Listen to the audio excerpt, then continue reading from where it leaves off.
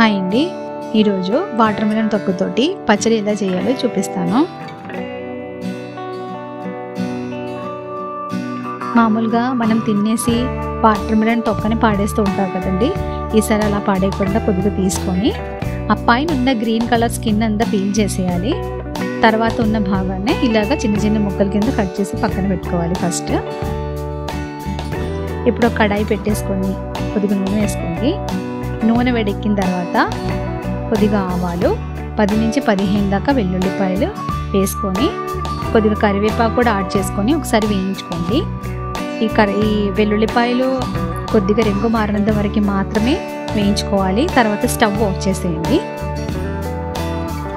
ఇప్పుడు 2 స్పూన్ కారం, 1/2 స్పూన్ పసుపు, 1 స్పూన్ మెంతుల పొడి, 1 స్పూన్ ఆవాల పొడి, 1 స్పూన్ ఇంగువ కూడా వేసుకొని ఒకసారి బాగా కలిపెట్టేసుకోండి. ఇప్పుడు 1 స్పూన్ సాల్ట్ కూడా యాడ్ చేసేసుకొని మళ్ళీ స్టవ్ ఆన్ చేయండి. స్టవ్ ఆన్ చేసేసి ఈ పొడి అన్నిటిని పచ్చివాసనంతా పోయేవరకు కలిపెట్టేసుకొని మనం ముందు కట్ చేసి పెట్టుకున్న ముక్కల్ని కూడా ఇందులోకి యాడ్ చేసేసుకోవాలి.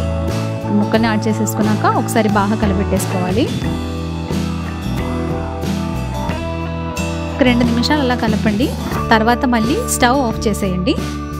వాటర్ మిలన్ తినేసి మనం మామూలుగా తొక్క పడేస్తాం కదండి. ఈసారి అలా పాడేయకుండా ఒకసారి ఇలా ట్రై చేసి చూడండి. వాటర్ మిలన్ తొక్కల్లో కూడా న్యూట్రియంట్స్ ఎక్కువగా ఉంటుందండి.